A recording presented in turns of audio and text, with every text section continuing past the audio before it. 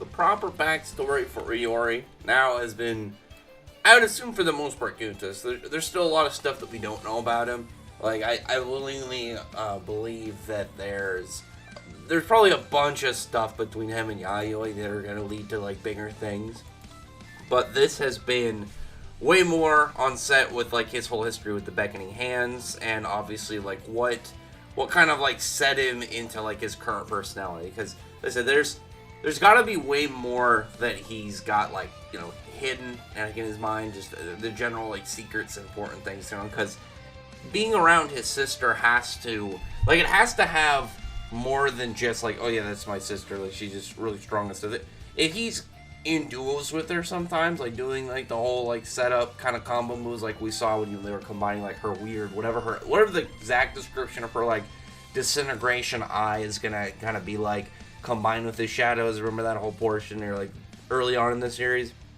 There has to be way more than that if, like, they have at least that, even that much synchronization. So, like, if he goes on missions at any point with her, you know that he has to have some form of insider information. Just, like, stuff that's, like, way over his head that he would only know by being around her. Like, maybe he can name, like, the other, like, big shot phantoms besides Senju that maybe some people don't know about. Or characters that are going to be, like, really big later on in the pod. Like, again, one of the things that could easily, like, lay into is, like, because his sister is so highly ranked, and if he's around enough, maybe he's met other, like, really highly ranked shamans, and because of that, like, characters who are going to be, like, maybe, like, if you have, like, a guy who's, like, a traitor, like, a bad guy that, you know, was a really strong I keep almost saying sorcerer, Jujutsu Kaisen style, but it's because Jujutsu Kaisen's originally was shamans, and then the officials changed to sorcerers. So, like, here you have,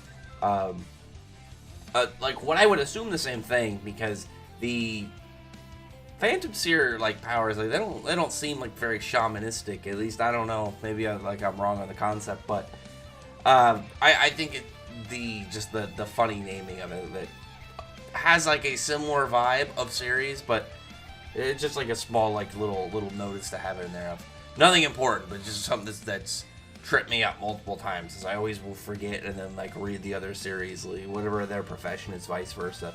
But it just gives, like, like, when it comes to him and Yayoi, it just gives, like, so much more of content and information from him that we haven't even gotten to yet. Whereas this chapter is way more set onto his own personal backstory. But we end up having Iori, like, not fully healed up. He's still got some blood on his mouth. He's clearly still got some scrapes.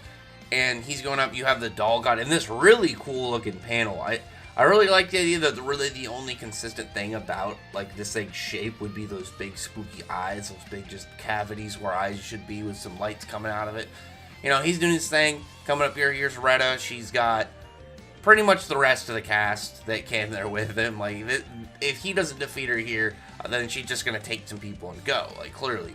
But in this, we're seeing one brutality from Retta. Like, she ends up breaking Kenma's arm. Like, she just said screw it. Ends up having the dog gun snap, like a little bit around his wrist, like, just right between the wrist and the elbow. And again, Kenma's in some bad spot right now. Like, he's been getting his ass, like, torn up, like, no joke, this entire mini arc. Like, he's been getting, like, he got, like, regularly hurt. He had his brain messed with, like, the weird doll illusion.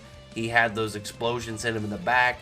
He's still getting up, trying stuff. Now he's got his arm broken. He's not even in the fight anymore. He's just getting hurt. Like, poor dude. It's funny because, like, I just recently said that he was my favorite character in the series at the moment, and here he is immediately after just getting extra tortured. Like, granted, like, I'm sure it would have been a little bit more bothersome if it was Riku, just given the fact that she's not a fighter singer. Just get abused like that would be a little bit worse. And then Kondo, I don't know, it'd bother me more if it was Kondo too, just because she's a new character. We don't need to see her suffer too much. Like, Enma at least has the fact that he's, like, the rival-esque character, so him taking some extra beating I'm okay with. But we know that the whole thing is Iori needs to summon Ongyoki and he can't, like, he's not going to be able to defeat the Dog God without him. He needs to use the full power of his Phantom. And I'm also really wondering, like, where does Ongyoki stand? Because, you know, we can tell, like, he's a big deal family. He's clearly very strong.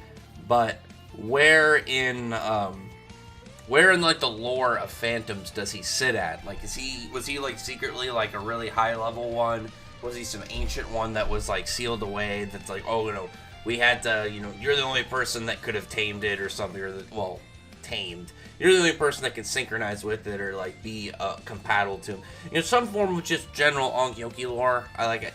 There has to be something to him. Like, clearly he was a big deal, and the fact that he is a Phantom, and it's not, they're not the same, I would assume, as like, you know, something like Zanpakuto and Bleach, where, you know, the powers are going to be pretty much born with the user, one way or the other. I don't mean like straight from born, because I know like with Zanpakuto you get a blank one, and then, you know, you slowly use it over time, and, you know, your reality, so your part of your soul pretty much merges with it and ends up creating a new one, creating a Zanpakuto, you know, the powers and stuff and everything around that. So when it comes to something like that, like any of them having their powers, they obviously are, you know, created with the user. Some of them have backstories beyond that, but for the most part, it's not really the same kind of like idea. Like, think of it kind of more like Pokemon, where it's like, you know, it's like having a legendary Pokemon. Not the same thing, but it's like, you know, that there has to be a story behind that, the being itself, not just of like, oh, how I got it. It's like there has to be story behind this creature, because the Ongyoki, I would assume, was like a pretty big deal at some point, just given his like sheer level of presence and power in the series.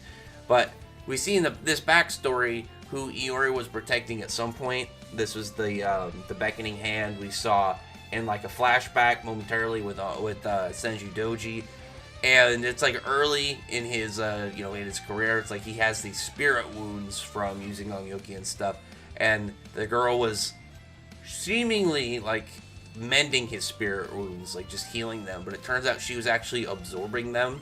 And by the time Senju Doji attacked, he wasn't able to fully control Ongyoki. He wasn't able to really put up like the level of effort he needed to. And on top of that, the girl died. She was actually absorbing spirit wounds, and she wasn't able to handle it, and she, you know, like I said, died in the process.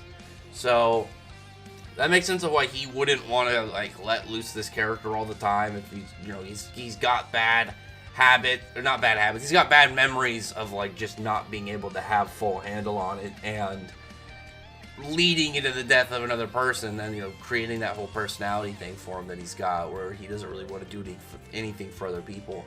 He said he's going to stop using his powers, because like in the flashback, he had that kind of known he's a prodigy, known he's pretty strong for his age kind of mentality, but now it's because of that he blames that she got killed. He wasn't strong enough, he wasn't ready for the full capabilities of this thing, and really the scope of the situation he was in.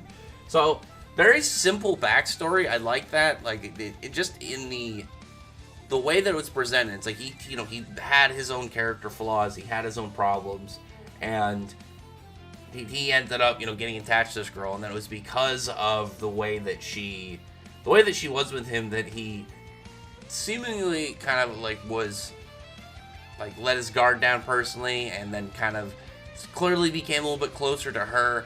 And then, you know, obviously events leading to her death is going to bother him a lot. I'm curious to know if she's fully dead. Like, I don't know. I just have this, like, theory that she's secretly going to end up being, like, a member of Senju Doji's group. I don't know what it is about her character. It just gives me this feeling that she's going to be one of those ones that's not really dead, and she's just been revealed to be evil all the time. And maybe get, like, some of the reveal of why exactly, why exactly she's going to be like that. Is she like a zombie, or maybe this girl just decided to be bad? I don't know. I think it would have to be some form of mind control thing, or a zombie.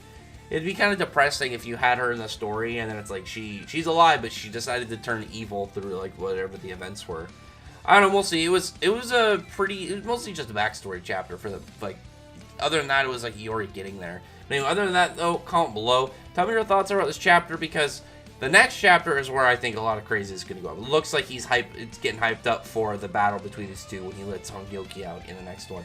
Other than that, comment below. Thumbs up the video, prefer the like button, subscribe button, and check out my other videos. Rather than that, if your channel is already subscribed, thank you all for listening. Bye.